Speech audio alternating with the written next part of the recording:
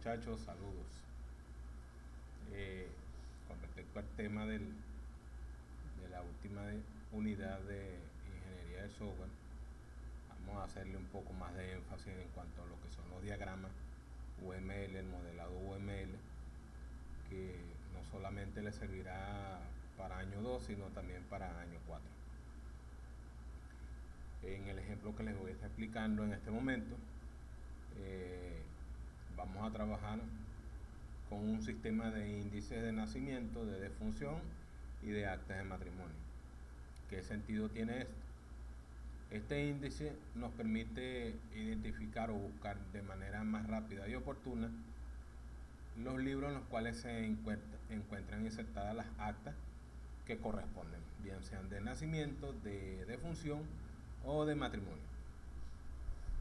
Teniendo esto en consideración o teniendo esto en claro, recuerden que los registros trabajan con un sistema de índices en los cuales ellos manualmente, sobre libretas, ellos escriben hacen un índice alfabético o de algún otro modo, pero generalmente alfabético, donde ellos identifican a través de los nombres y los apellidos, identifican dónde están ubicadas las actas correspondientes, para así hacer o facilitar aún más la búsqueda de dichas actas en los libros correspondientes.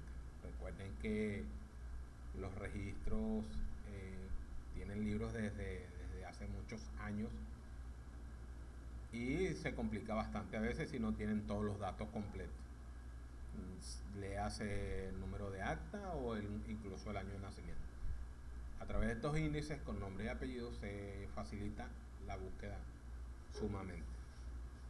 Bueno, en este caso vamos a trabajar con unas entidades o tablas.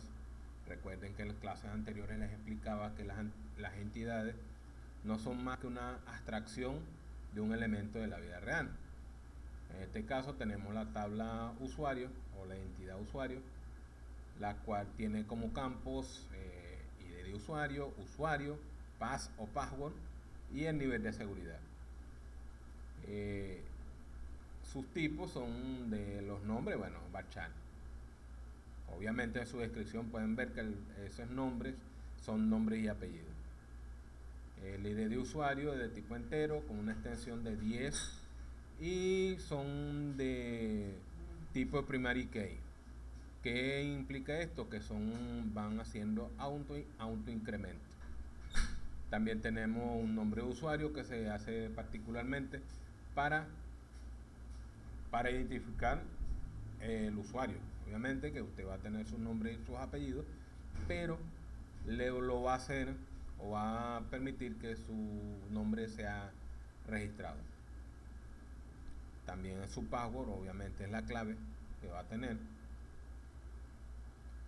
Y el nivel de seguridad, vea que lo tienen de tipo varchar también o de tipo cadena y se convierte en la clave foránea. Esta clave foránea, nivel de seguridad, estaría aquí identificada en la siguiente entidad, que tiene solo, digamos, con solo tipo de registro, un solo tipo de campo, que es el nivel de usuario, que es el mismo nivel de seguridad. Ahora bien, este es el tipo de tipo varchar, porque el identificador de nivel es de tipo entero. En la descripción, en el identificación de nivel, el rol es 1 o 2. Aquí lo tenemos, nivel de seguridad 1 o 2, donde 1 es administrador y el 2 es usuario o operador. Tenemos los niveles de usuario, varchar, que es donde son los roles, admin o usuario. Ahora bien, también tenemos la tabla o entidad parroquias. Recuerden que el sistema de registro no trabaja solamente en las ciudades capitales, sino que están distribuidos a nivel nacional a través de cada municipio e incluso las parroquias.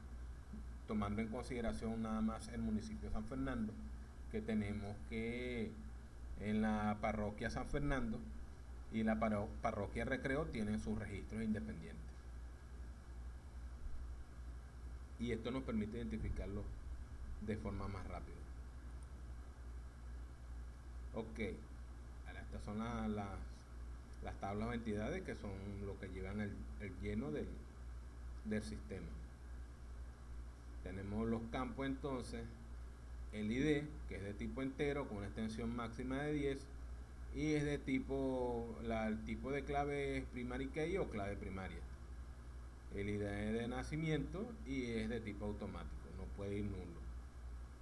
El municipio, Barchan, que es el municipio de donde se presentó el acta o donde se registró el acta.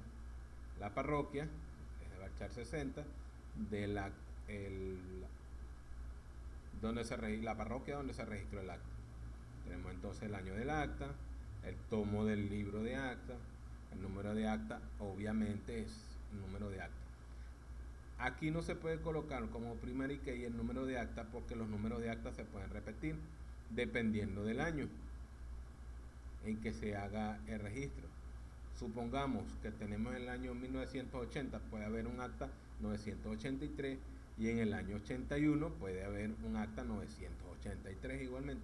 Por eso no puede ir el número de acta como clave primaria. Se le coloca el ID para que identifique todos los datos completos. Ok, tenemos todos los demás datos. Ahí se ve la explicación que tiene: los nombres, los apellidos, la fecha de nacimiento, que es de tipo fecha, los nombres de la madre, la cédula de la madre y las observaciones.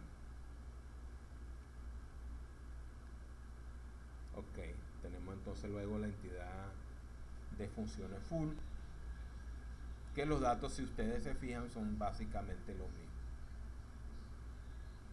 Tiene un ID, tiene el municipio, tiene la parroquia, tiene el número de acta, el año del acta, el tomo del acta, los nombres del apellido, la fecha de defunción, los nombres y apellidos del solicitante en este caso, y la cédula del solicitante, además de las observaciones.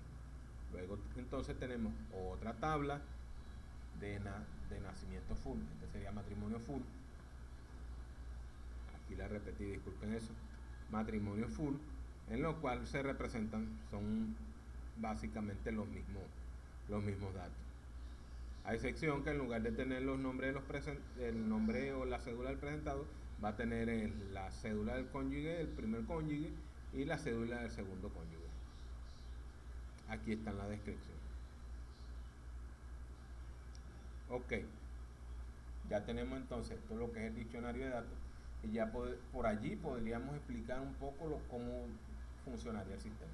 Ahora nos falta demostrar cada módulo o cómo está relacionado cada módulo con los participantes o los actores de este sistema. Ok, aquí tenemos, recuerden que este símbolo representa a los actores. Fíjense en este caso que el solicitante lo único que hace es suministrar datos, solamente eso. ¿Qué pasa? El solicitante no tiene relación real con el sistema. Él suministra los datos, o se los puede suministrar al operador o al administrador, pero él no tiene relación directa con el sistema. Él no trabaja en ningún momento con el sistema. Él hace la solicitud, y quien recibe la solicitud podría ser el operador, y en caso que el operador se encuentre ausente, el administrador. Ahora bien, fíjense que el administrador cumple las funciones del operador, y adicionalmente, que tiene que hacer su registro, su login para poder ingresar al sistema. Él tiene particularmente aquí el login, donde él podría interactuar con la función login, es decir, él puede modificar claves, puede asignar claves, puede asignar nuevos administradores al sistema. Que se relaciona aquí con la administración de login. El administrador puede validar datos igual que el operador. El operador, a través de la validación de datos, conecta con suministrar datos. Una vez que están los datos validados, permite hacer el registro. ¿Qué permite registrar? Permite registrar el índice de nacimiento, el índice de defunción y el índice de matrimonio. Este registro incluye unas funcionalidades que es la modificación, eliminación, en el cual permite modificar índice de nacimiento, modificar o eliminar índice de nacimiento, índice de función, índice de matrimonio. Adicionalmente, tanto el administrador como el operador pueden imprimir. ¿Qué pueden imprimir? Pueden imprimir el índice completo, que serían los índices manuales con los que ellos trabajan. Lo pueden imprimir completo dependiendo del año, o los pueden imprimir de manera alfabética, que es como generalmente los tienen en los registros. Ellos tienen una libreta donde manualmente van colocando, van llenando cada uno de los años para que se facilite la búsqueda de las actas de nacimiento o de función o de matrimonio. Ok, fíjense que aquí se explica, este es un cuadro descriptivo donde a través de una descripción, valga la redundancia, voy a identificar el caso de uso de registrar datos. Aquí lo tenemos, vean, registrar datos o simplemente registrar. El usuario, administrador o operador, lo que le estaba diciendo anteriormente, realiza registro a través del sistema, que ese es el objetivo de ese caso de uso. La descripción: ingresa al sistema donde se despliega una ventana con un formulario para realizar el registro de los datos requeridos.